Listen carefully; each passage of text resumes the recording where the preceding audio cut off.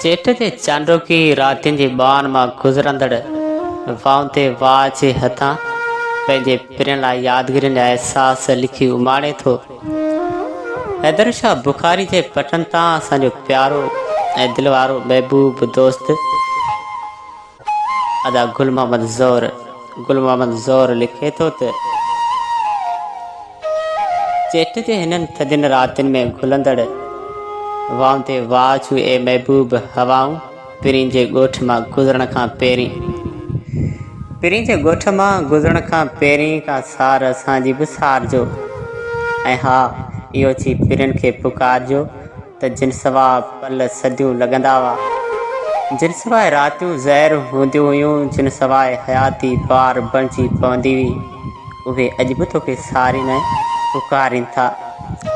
ऐं हवाऊं पिरीं जे वाटुनि ते अदमा तुर छटींदे हथ ॿधी इहो बि चइजो त काछे खां लाड़ ऐं लाड़ खां कारूंछर ऐं कारूंछर खां कींजर ताईं पखी अॼु बि उॾारूं कनि था।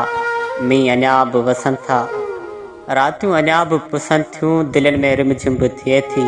रुसामनि जा अण तरफ़ थियल फ़ैसिला मोहबत जे जान में हॾ थी वञनि था। हक़ीक़त जे प्यार जा वेस ढकींदे केतिरा सारा ख्वाब बि साबिया थियनि था ऐं पोइ अवां कहिड़े सबबु जुदाई जो एॾो कड़ो वॾो ज़हर प्यारियो आहे। ऐं हा, हुनखे इहो बि चइजो त इहे अखियूं अॼु बि तुंहिंजी राह निहारीनि थियूं, पचारीनि थियूं। ऐं जॾहिं बि सांझ थिए थी त तो लाइ ॾिया ॿारीनि थियूं। राति सारी हर तरफ़ तो लाइ ॾिया ॿारे रखियमि, दिलि चयो कहिड़ी ख़बर शायदि किथां ईंदो हुजे।